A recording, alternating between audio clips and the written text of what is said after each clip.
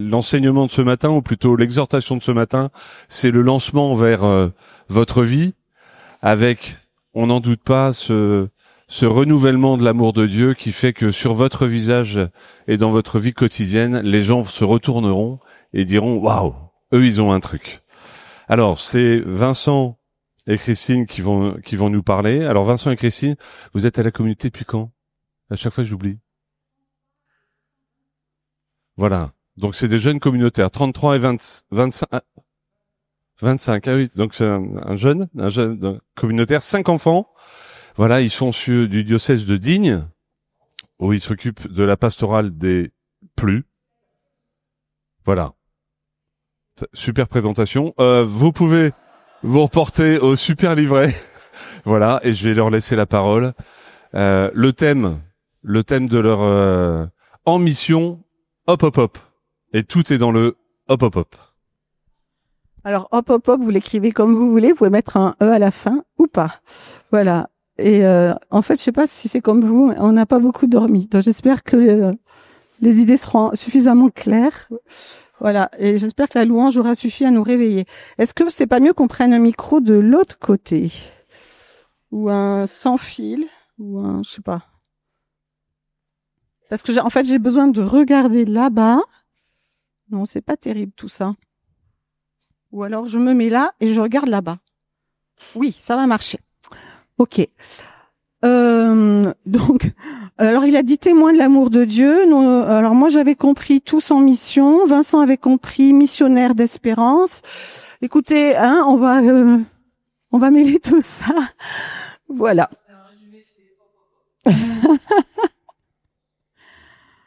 Alors, donc moi j'ai ces derniers temps j'ai eu une grâce particulière. J'ai vécu mon mois de mai et mon mois de juin et ça a débordé sur début juillet avec quelqu'un de tout à fait exceptionnel. Pardon, ça va aller. J'ai vécu mon mois de mai et juin avec Tom Cruise. Ah là là, qu'est-ce qu'elle nous sort là? Non, je ne l'ai pas fréquenté personnellement. Non, mais il m'est arrivé un truc rigolo. C'était une période un peu... les 2 dernières années pour nous ont été un peu compliquées et le mois de mai et de juin a été un peu compliqué. Et puis, il s'est trouvé que il y a eu le dernier Mission Impossible qui est sorti. Qui a vu le dernier Mission Impossible? Personne. Il n'y a pas de fan de Tom Cruise ici. Ah, quand même. Ah, quand même. Voilà. Alors, voilà.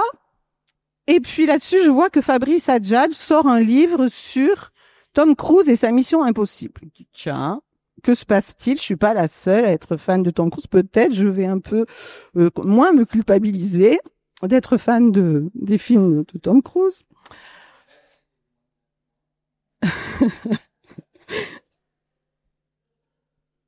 Tu peux répéter, ouais. Même s'il est moins bien que moi. Voilà. Il est plus vieux. Alors bon. Bref. Et puis donc je commence à écouter des émissions radio là de Fabrice Adjadj sur Tom Cruise, Mission Impossible, tout ça. Bon. Là-dessus, on me demande une animation de mariage et pour l'entrée du mariage, on me demande de jouer un morceau, m'envoie la partition. Est-ce que vous pouvez jouer ça? Je regarde la musique de Top Gun. Ah là, je me dis, ok. Alors c'était un mélange entre le canon de Pachelbel, ensuite on passait à Top Gun, après on mêlait un peu les deux, tout ça. Parce que les mariés sont des pilotes, tous les deux. Voilà, enfin bon. Et donc tout le mois de mai-juin, j'ai travaillé la musique de Top Gun, vous voyez, c'était bon. Et donc j'arrive à ce mariage et c'était un prêtre versaillais qui était venu jusqu'à chez nous. Voilà, ça arrive. Et là il me dit ah oui ça a beaucoup de sens. Puis Tom Cruise c'est un super acteur. Et puis il était à fond le prêtre de Versailles. Là, je dis ok.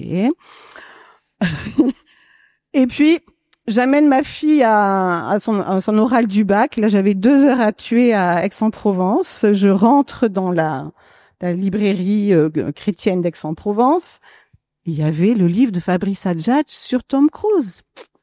Mais je l'ai acheté et je l'ai lu. Ok. Et en fait, ça m'a permis de faire un pas de côté par rapport à des choses un peu compliquées qu'on vivait à ce moment-là.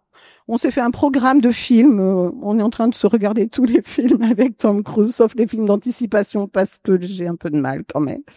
Voilà. Et bon, c'était rigolo. Mais tout ça pour vous dire, Si vous aimez pas ni Tom Cruise ni le style de Fabrice Adjadj, abstenez-vous sur le bouquin, hein, voilà. Mais une des choses qui fait remarquer Fabrice Adjadj dans son livre, c'est que comment on dit mission impossible en anglais?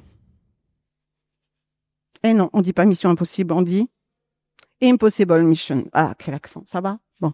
Impossible Parfait. mission. Donc la traduction de mission impossible, c'est pas mission impossible. Si, en fait, pourquoi c'est mission impossible? Parce que c'est mission, impossible. Le titre des missions impossibles, en fait, c'est mission, impossible. C'est pas la mission qui est impossible, c'est l'impossible qui est la mission. On est mal barré, hein, vous êtes d'accord, hein? Ah là là, c'est comme, il y en a qui disent, c'est pas le chemin qui est difficile, c'est le difficile qui est le chemin. Voilà. Bon, c'est vrai aussi. Alors, bon, qu'est-ce qu'on va faire avec ça? Parce que réellement, c'est l'impossible qui est la mission. Et on est tous appelés à un impossible. Et là-dessus, je sais pas si c'est vous comme moi, mais comment faire? Qu'est-ce que je dois faire? Alors, je fais un petit pas de côté. Il y a un personnage dans l'évangile qui vient voir Jésus et qui lui dit « Qu'est-ce que je dois faire ?» Il y en a peut-être plusieurs, enfin, mais il y en a un en particulier. Est-ce que ça vous fait penser à quelqu'un qui vient voir Jésus et qui lui dit « Qu'est-ce que je dois faire ?» Bravo! Du premier coup, 20 sur 20. Le jeune homme riche. Alors, deuxième diapo. C'est quoi ça? C'était la troisième. Oh là là, on n'y voit rien, c'est fantastique. Vous y voyez, vous? On pourrait peut-être éteindre la lumière, non? Histoire que ceux qui veulent terminer leur nuit puissent... Ah là là là là, mais vraiment, on n'y voit rien. Hein. Merci, Michel. Ah, mais oui, le cœur aussi, le cœur. Ben, c'est la lumière de dehors. Alors, j'y vois à peu près d'ici, moi. Donc, voici que quelqu'un s'approcha de Jésus et lui dit, « Maître, que dois-je faire de bon pour avoir la vie éternelle ?» Alors, je ne sais pas si c'est vous comme moi. Moi, pendant quelques années, les homélies sur le jeune homme riche, pour être poli, me pompaient l'air.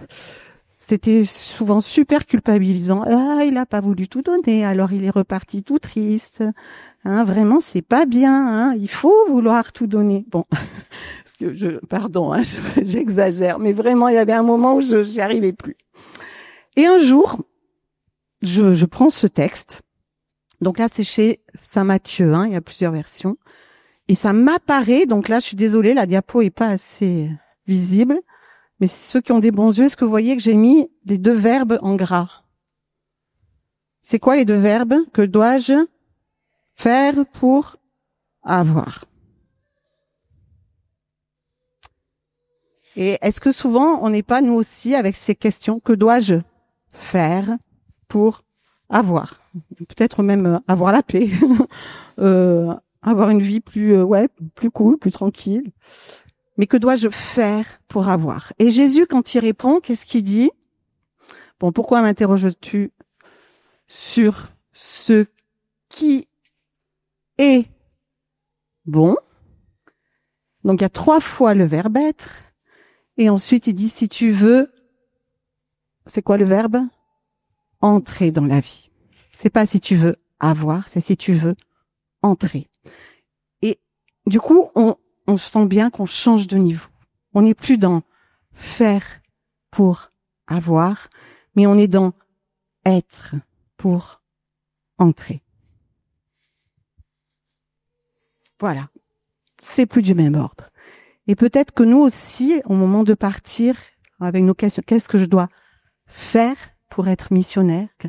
Eh ben, le Seigneur nous interpelle en disant, voilà, qui es-tu appelé à être? Dans quelle qualité d'être tu veux entrer? Dans quelle vie du royaume tu veux entrer pour y faire entrer d'autres? Et d'ailleurs, si on regarde la suite, j'ai pas mis tout le texte, heureusement, parce qu'on aurait encore moins vu. Donc, on voit que le jeune homme est tout triste, il accepte pas en tout cas tout de suite de faire ce que Jésus lui demande, parce que Jésus finalement il se met à son niveau, il dit tu veux faire un truc, allez ok je te propose de faire un truc, tant qu'à faire. Bon, mais est-ce que quelque part, et là j'étais rassurée parce que notre évêque en prêchant sur cet évangile, là cette fois-ci, j'étais pas, voilà, il avait exactement, c'était exactement le même style d'interprétation. Il dit mais Jésus, il lui propose de tout donner, mais en fait en faisant ça, il se met à son niveau, mais il sait très bien que ça va le mettre en échec.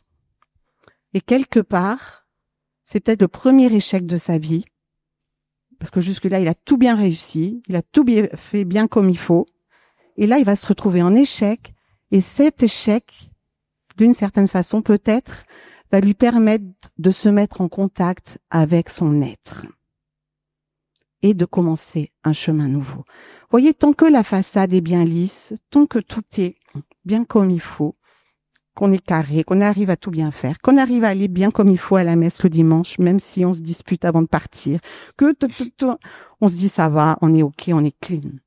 Mais est-ce qu'on est en contact avec l'être profond et avec ce que Dieu nous invite vraiment à vivre? Je dirais un tout petit mot sur la messe du dimanche, je vais essayer au passage. Et voilà, et il se retrouve dans une mission impossible. Et quelques chapitres plus loin, je sais plus si c'est chez Matthieu ou chez Marc, pardon, ça j'ai pas pris le temps de vérifier, il y a le personnage de Zachée. Vous connaissez aussi. Est-ce que Zachée, il vend tous ses biens pour suivre Jésus? Ils vont quoi? La moitié. Est-ce que Jésus lui dit, c'est pas bien, t'as pas tout vendu, il fallait tout vendre? Non. D'accord? Il a vendu la moitié et c'est ok. Il a aussi remboursé, ce qu'il avait excroqué. Voilà.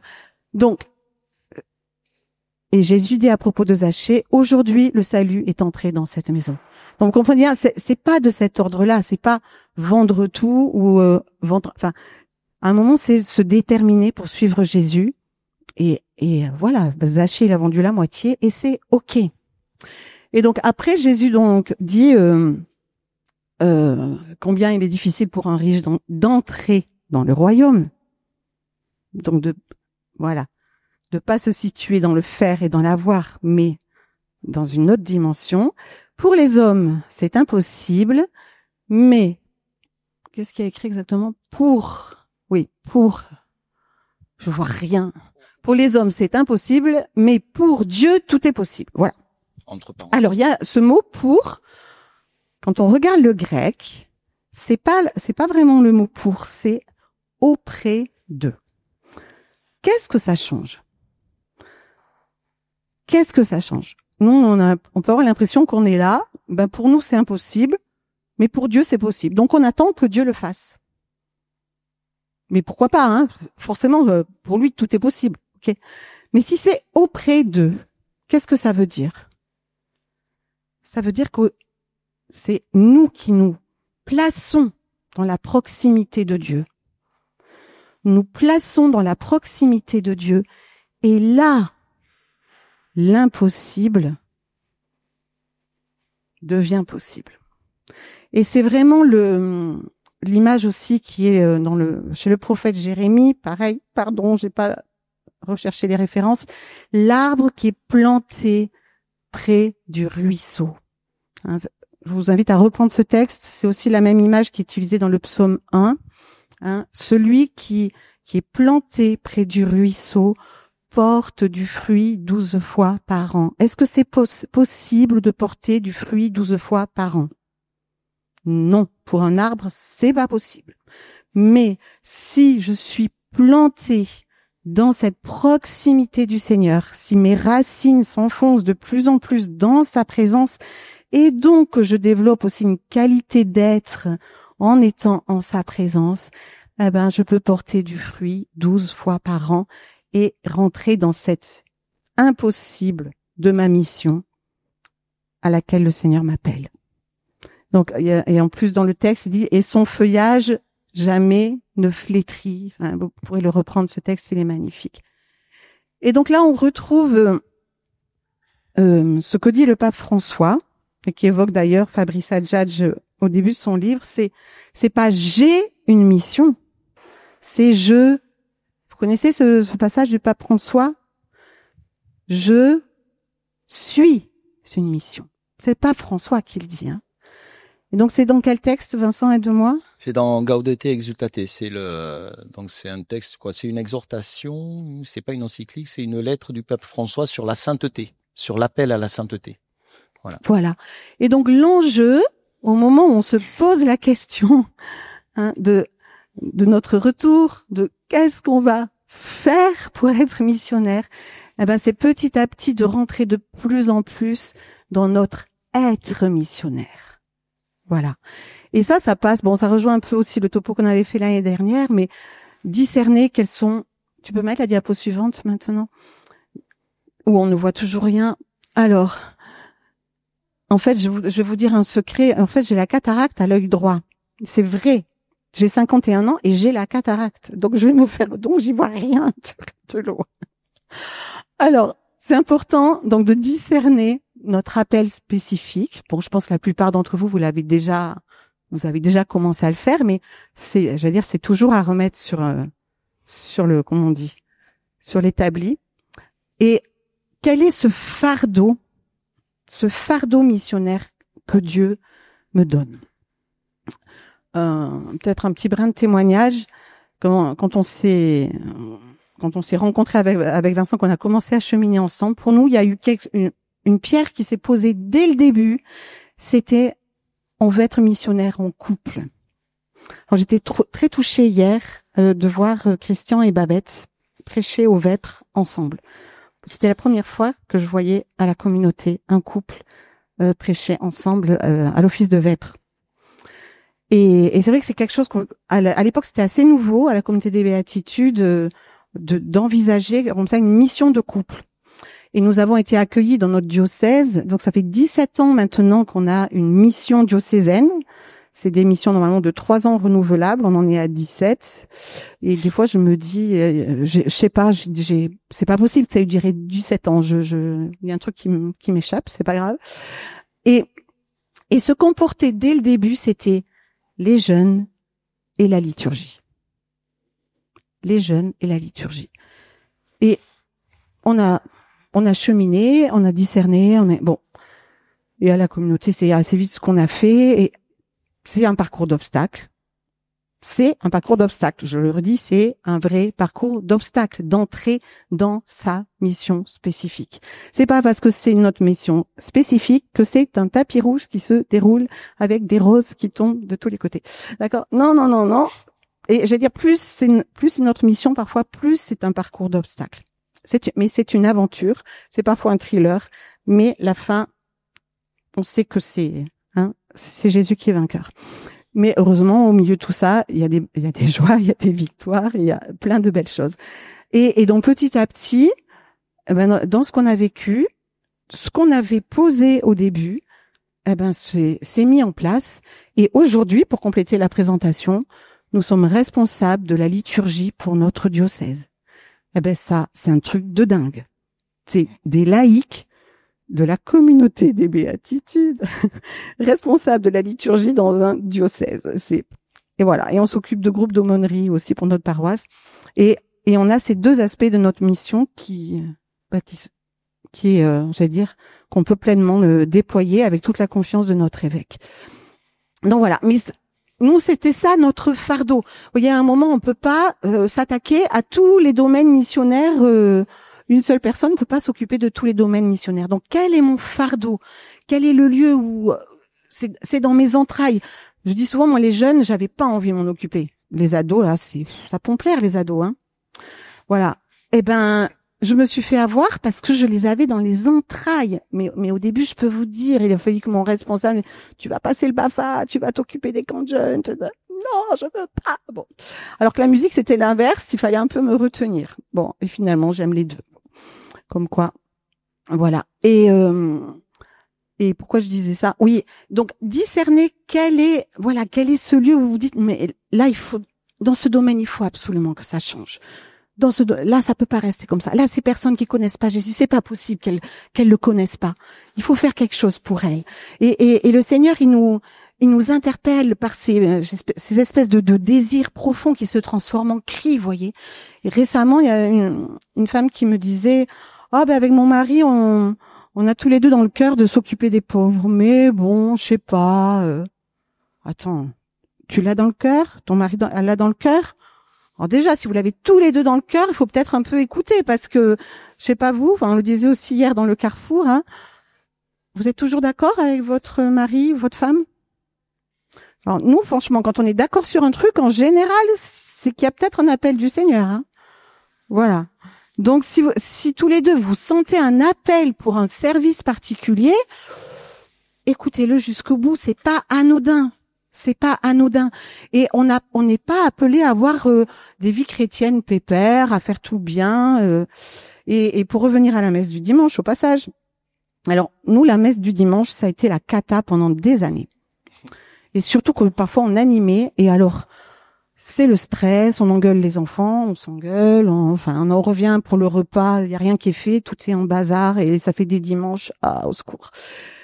Et puis, au bout de quelques années, on nous a confié l'animation de la messe du samedi soir. Oh, mais quelle libération! Donc, on arrivait tranquille, les enfants étaient, ça. Et le dimanche matin, ça nous permettait de vivre quelque chose plus en famille, de prendre du temps l'un avec l'autre, pourquoi pas de préparer le repas ensemble et que ce dimanche soit un vrai jour de fête. Et j'ai fait des études de liturgie là ces 2 dernières années. Il y avait un prêtre du chemin néocatéchuménal et il me disait, nous dans le chemin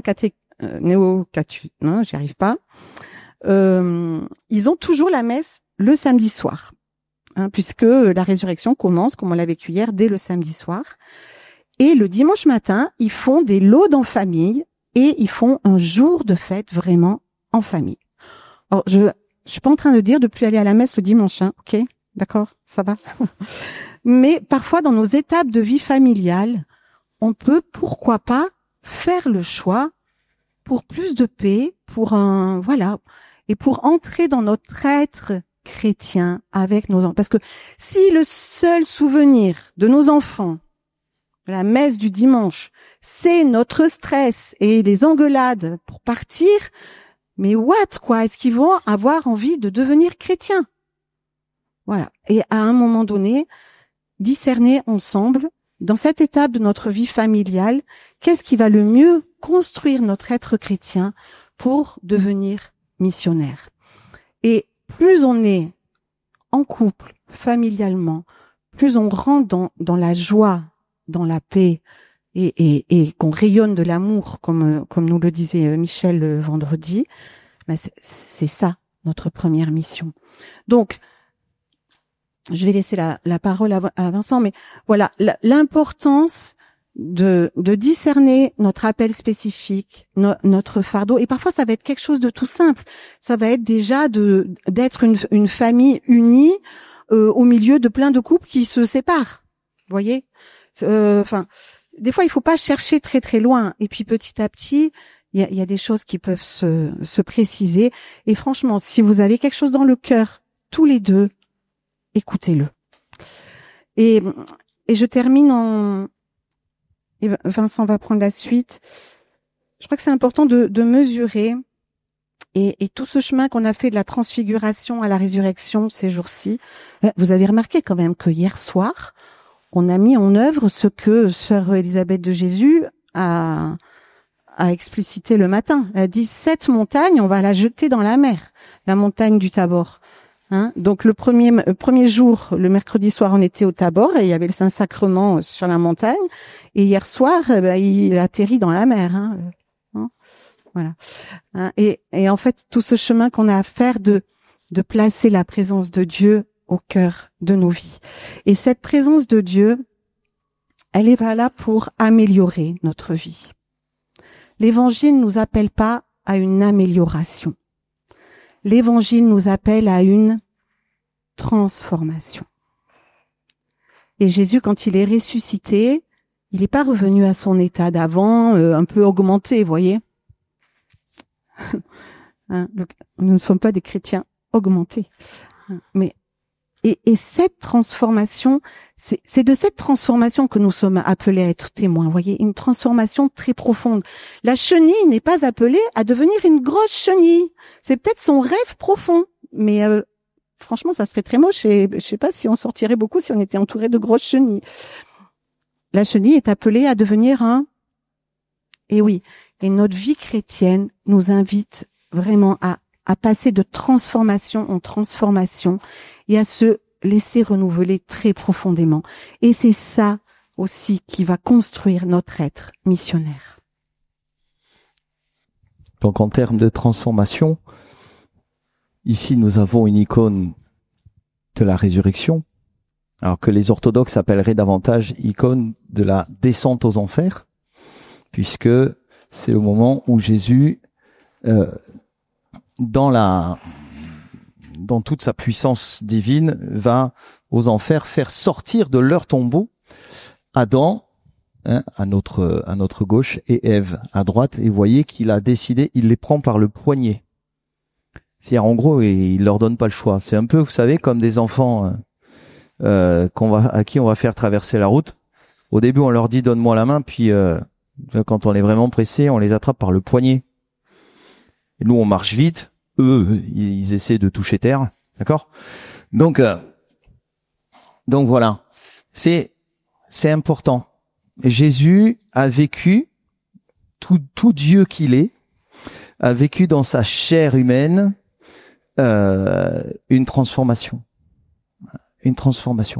Et c'est important pour nous de savoir que Jésus, il fait pas ça juste pour le fun et pour lui et regardez comme je suis beau, quoi. Il fait ça parce qu'il veut nous le donner. Voilà. Et donc, c'est important. Vous savez que, est-ce que tu peux passer à la diapo suivante, s'il te plaît? Voilà. Une photo banale, un lever de soleil. Bon.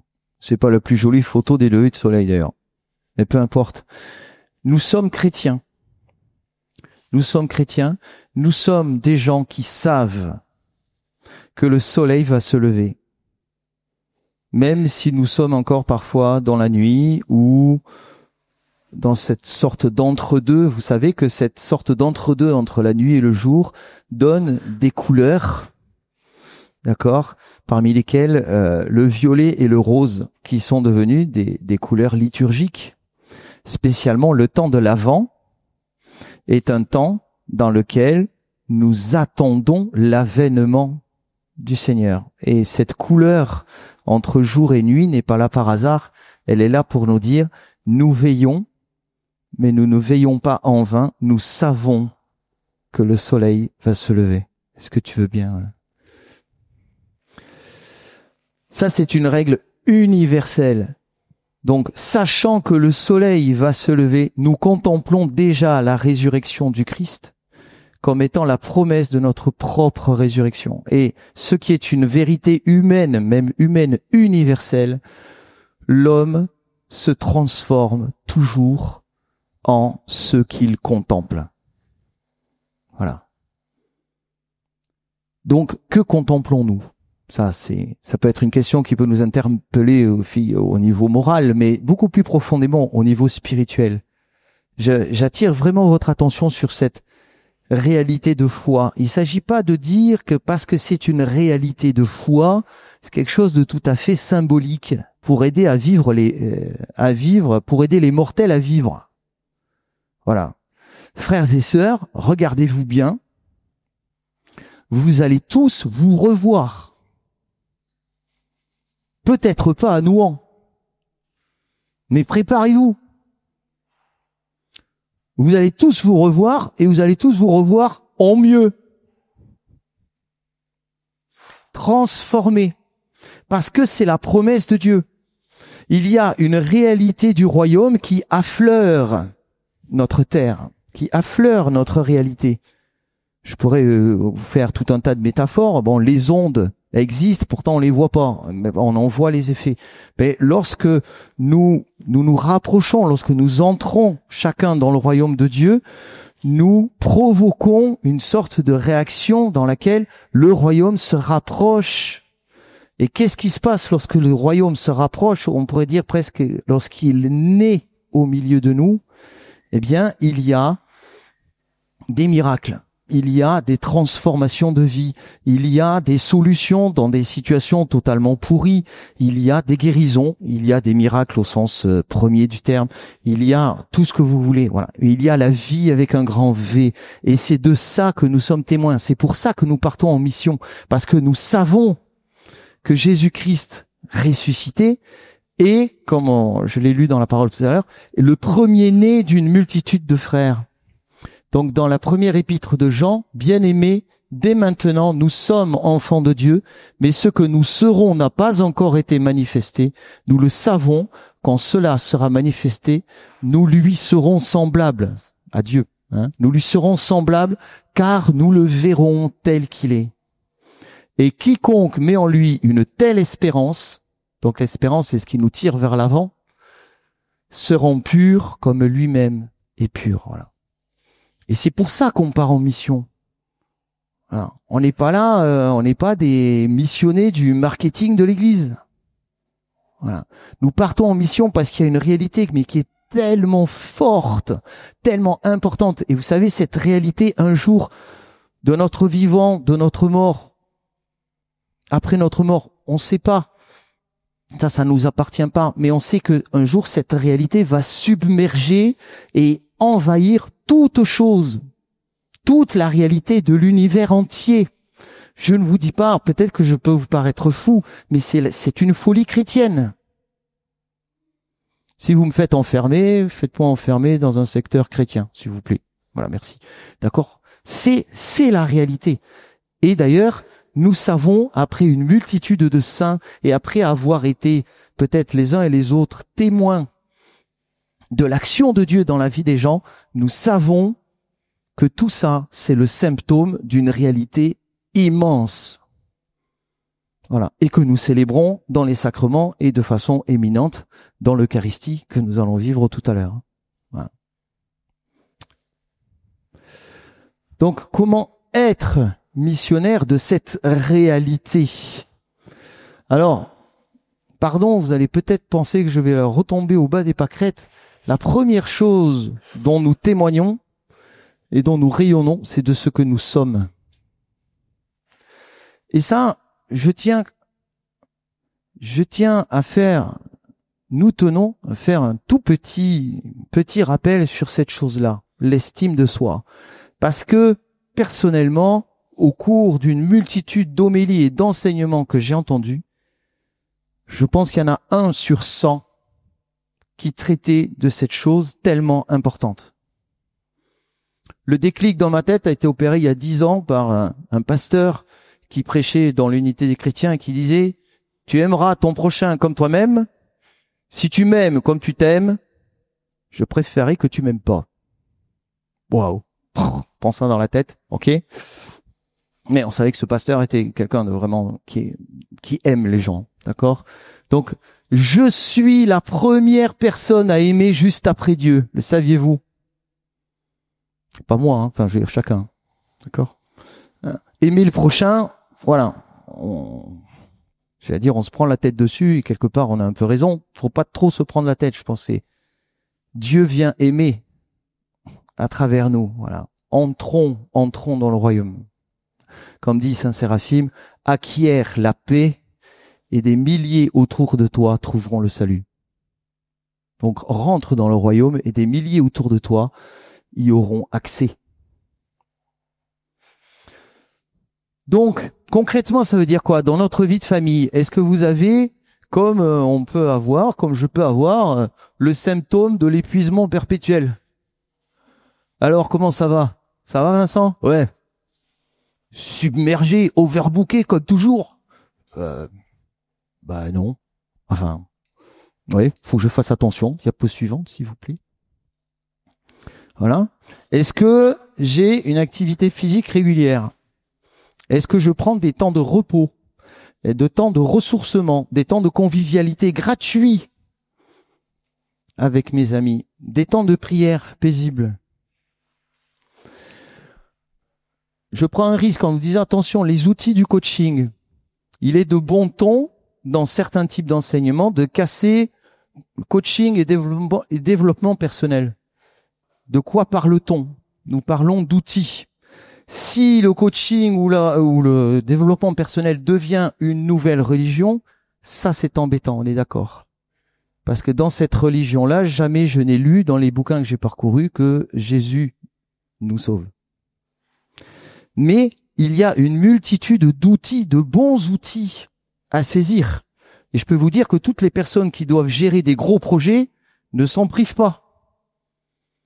Donc essayons d'être un peu sages, comme dit Saint Paul aux Thessaloniciens, hein, discernez la valeur de toutes les choses, ce qui est bien, gardez-le. Je pense que c'est important. Il faut qu'on soit des chrétiens intelligents. Pardon pour la provoque, d'accord. C'est facile de dire aux gens, ouais, vous avez développement personnel, nous on a Jésus. Je suis désolé, c'est pas aussi simple. C'est comme si on se baladait, voilà, au milieu des gens. Vous mangez, nous on mange pas. Non, c'est pas possible. Vous dormez, nous on dort pas. Il y a des tas d'outils qui servent à grandir dans une juste estime de soi. En tout cas, voilà. Ou si quelqu'un face à vous fait de la fausse humilité, vous pouvez l'aider à rentrer dans une vraie humilité. Si quelqu'un vous dit « Oui, c'est vrai, je n'en suis pas digne », vous lui dites « Bah oui, c'est vrai, t'en es pas digne. » Alors, là, il va changer. Ah, vous savez, comme Gad Elmaleh. Ah, des fleurs, fallait pas. Oui, t'as raison. Et hop. D'accord ? Non, voilà. Essayons d'être un peu... Et ce problème d'estime de soi a des impacts considérables dans tous les domaines. Tous les domaines. Notre capacité à accepter des responsabilités, notre capacité à vivre des moments d'intimité, à vivre des moments de joie partagés, etc., etc. Donc, demandez au Seigneur de faire grandir votre intimité, votre estime de soi, pardon, et votre intimité avec lui, de fait. C'est la source de toute chose. Voilà. Alors là, c'est intéressant. Cette image-là est destinée au commerce. D'accord ? Vous voyez, le problème, les choses sont parfois un peu biaisées par le côté marketing. Mais je l'ai prise quand même, cette photo. Si moi qui suis un petit chat, je me regarde dans la glace, je vois pas un lion. Hein. Moi, je vois un petit chat. Par contre, je sais qu'à l'intérieur, il y a un lion. Voilà. Bon, c'est Jésus, le lion, au fond, hein, à la fin. Oui. Et c'est Jésus en moi. Alors, comment témoigner ? Je suis prof à Marseille. À Marseille, le vendredi, vous avez un paquet de gens dans les rues qui sont super bien nippés. Ce paquet de gens, ce sont les musulmans pour qui le vendredi, c'est le jour saint. D'accord ? Et ils s'habillent dans leur culture comme des princes. Et je me dis, ben, ils ont bien raison. Et j'aimerais bien que moi, qui suis fils de Dieu, bah ouais, désolé, d'accord ? Moi qui suis fils de Dieu, que de temps en temps je puisse manifester ça, eh ben, ça ferait rudement du bien. Vous pouvez très bien choisir de vous faire beau. Alors ça peut être le dimanche, bien sûr, pour la messe, ou le samedi soir. Ou pour Shabbat, comme on l'a vécu. Ou pour Shabbat, comme on l'a vécu à la communauté. Vous savez qu'à la communauté, on aime beaucoup se faire beau et faire la fête. Voilà. Nous sommes de grands fêtards. Le Shabbat, la résurrection, la fête de machin, l'anniversaire de trucs, les solennités, les fêtes liturgiques. D'où l'expression credo apéro. Voilà, d'où l'expression credo apéro. Voilà. D'accord ? C'est-à-dire quoi ? Parce que c'est pour les solennités qu'on dit le credo. Et donc, dès qu'il y a une solennité, apéro. Voilà. Mais c'est normal. Vous savez que dans la pédagogie ignatienne, pour encadrer les jeunes, la fête a une place très importante. Voilà. Fêtons. Fêtons. Et mis à part le bien que ça peut nous faire, ça va attirer d'autres personnes. Ah, vous faites la fête. Moi aussi, je suis très fête. Vous fêtez quoi ? Voilà. Et là. Donc ça, voilà. Alors, quelque chose qui aide à tenir. Ça, c'est la photo d'un confessionnal en Argentine. Vous avez le prêtre au milieu qui parle avec le pénitent et il y a une espèce de petite porte là pour le contact avec le pénitent qui est ouverte, ce qui fait qu'on voit pas ce que dit le prêtre dit. Moi, je trouve ça très beau parce on voit ce qui se passe, mais à la fois il y a de la pudeur. Donc, déterrer les racines amères, c'est à ça que sert la confession. La confession ne sert pas, je vais vous choquer, mais la confession ne sert pas fondamentalement à ce que nous soyons, nous pauvres humains, purs et sans péché pendant 10 secondes. La confession est une thérapie à très très long terme. Parce que, posez-vous la question, pourquoi est-ce que j'ai encore recommencé ? C'est une thérapie à très long terme qui va venir fouiller d'une façon extrêmement respectueuse et intime ce qui fait qu'il y a en nous ce qu'on appelle des racines amères. Et des racines amères, ça donne des fruits amers. Voilà. Et nous avons besoin de cette divine chirurgie. Voilà. Avec des prêtres qui sont des hommes qui... Ça peut arriver de tomber sur des gens pas en place. Je le dis parce qu'une fois j'étais vraiment vraiment choqué. Et d'ailleurs quand je l'ai dit à mon curé, il m'a dit vous auriez dû tout de suite avertir l'évêque ou les chapelains. Voilà. Et malheureusement il y a quelques prêtres qui sont pas en place quoi, qui vont vous dégoûter. Voilà. D'accord. Mais la plupart du temps, les prêtres, et d'ailleurs plus ils sont vieux, mieux c'est parce que voilà toute illusion est partie. D'accord, sont pour nous des puits de miséricorde, pour transmettre la miséricorde de Dieu. D'accord. L'Église conseille une fois par mois, et je trouve que c'est bien. Je vous le dis, perso, j'y arrive pas, mais c'est très bien. Parce que je vois l'impact que ça a sur ma gestion personnelle. Voilà. Une fois par mois, c'est bien. Et ça permet d'aller déterrer petit à petit les racines amères. Priez en tout temps. Alors, je vous fais pas un dessin. Juste une chose. Je vais vous passer un petit film de 2 minutes. Parce que prier en tout temps, on connaît le concept. Prier sans se décourager, persévérer, on connaît le concept. Et j'ai trouvé une petite illustration, peut-être que certains connaissent.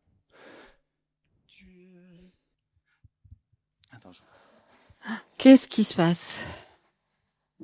Donc, que se passe-t-il dans cette vidéo? Nous sommes dans un dispensaire au fond de la brousse et une maman vient de mettre un enfant au monde. Et cet enfant ne respire pas. Et donc, il y a une sœur aide-soignante et un médecin qui essaie de gérer cet enfant. Je ne sais pas si vous le verrez, si ce sera dans la partie machin qu'on voit là. La durée totale des prises de vue, le réalisateur a participé à l'interview, après a duré 15 minutes. Sur ces 15 minutes, l'enfant est quasiment en arrêt respiratoire et il va faire un arrêt total pendant plus d'1 minute et demie. Et 15 minutes, dans ce cadre-là, c'est très très long. Voilà. Je ne sais pas si vous avez vu, mais l'enfant vient d'ouvrir les yeux. Voilà. Au bout d'un quart d'heure. Voilà.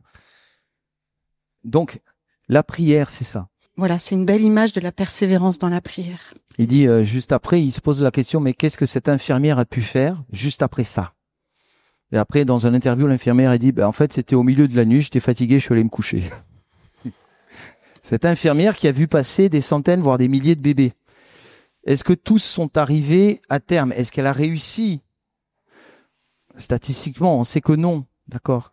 Mais il y a l'attitude de Dieu envers nous, c'est la même.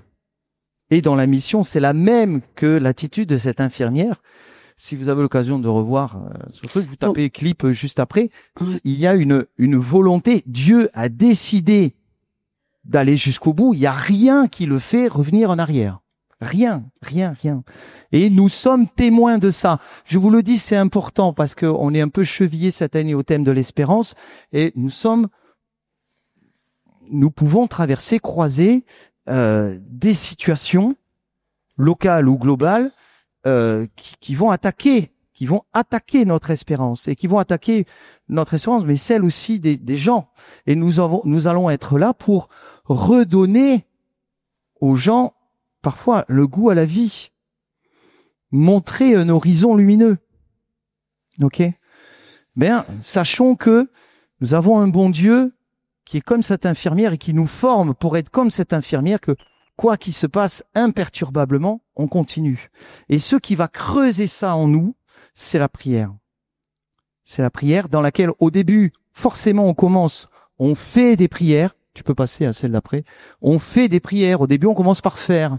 Et puis, au fur et à mesure, nous devenons prière. La prière s'empare de nous. Voilà.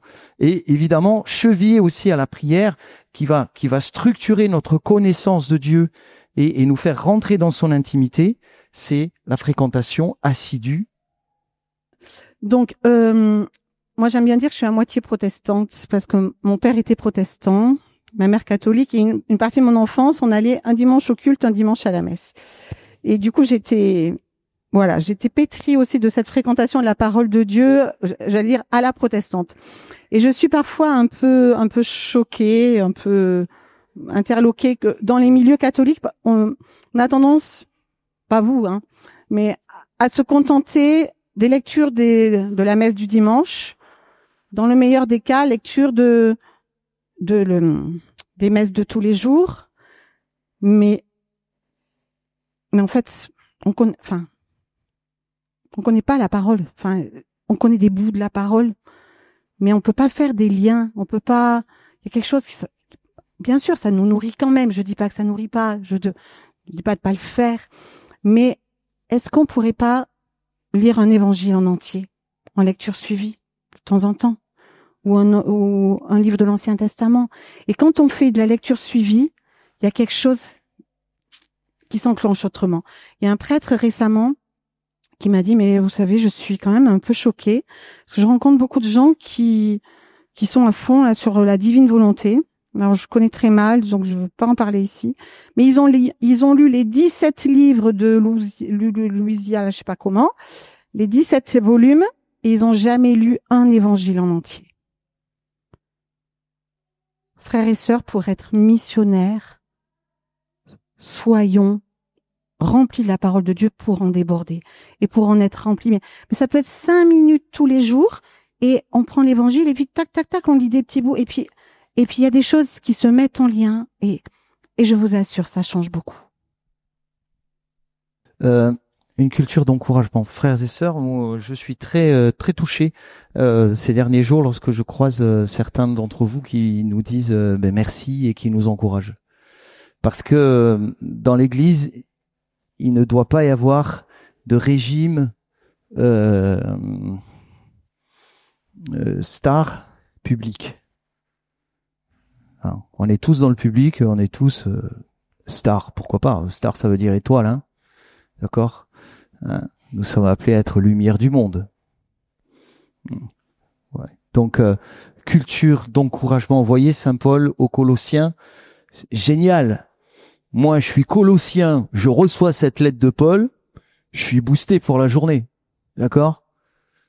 Paul, apôtre du Christ Jésus par la volonté de Dieu, et Timothée, notre frère, aux frères sanctifiés par la foi dans le Christ qui habite Colosse, à vous la grâce et la paix de par Dieu notre Père. Nous rendons grâce à Dieu, le Père de notre Seigneur Jésus-Christ, en priant pour vous à tout moment. Voilà. Frères et sœurs, quand je vous vois, je rends grâce à Dieu. Et vraiment, je vous encourage, et je sais que le Seigneur travaille à travers vous. Voilà. Et qu'il a prévu des choses encore plus grosses à travers vous. Et c'est pas de l'orgueil.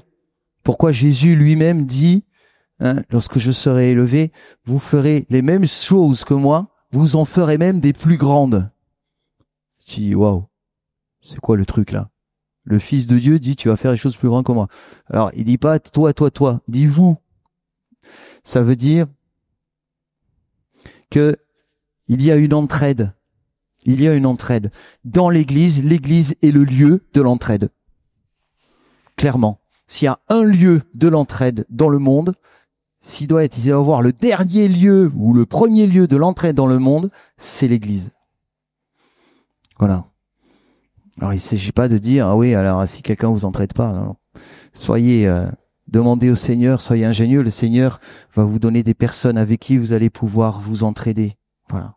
Faire des cercles amis, vous encourager, porter les peines les uns des autres, célébrer les joies les uns des autres. Voilà. Ça, c'est tellement, tellement précieux. Voilà.